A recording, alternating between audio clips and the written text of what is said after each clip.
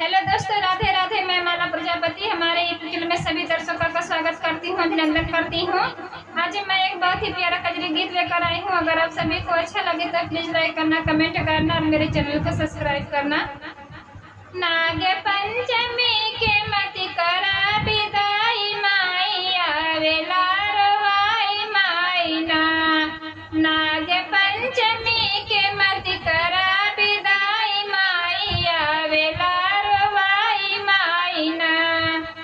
आई है ससुरु हमार लेके डोला कहार, आई है ससुरु हमार लेके डोला कहार। उनके सखवा में मति करा विदाई माई आवेला रवाई माई ना।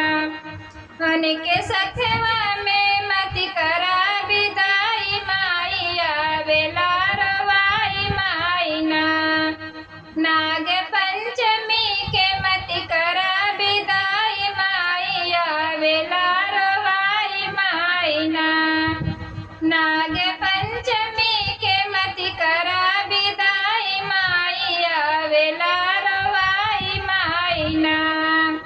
नहीं है भसुरु हमार लेके डोला कहार, यही है भसुरु हमार लेके डोला कहार। उनके सखवा में मति करा विदाई माई आवेला रवाई माई ना।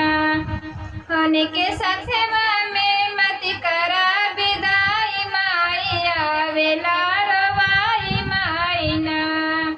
नाग पंचमी के मति करा विदाई माई आवेला रवाई माई ना। नाग पंचमी के मति करा विदाई माई आवेला रवाई माई ना।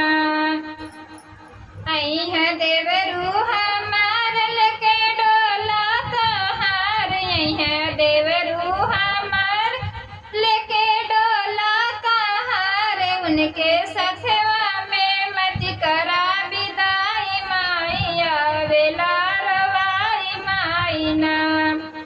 उनके सख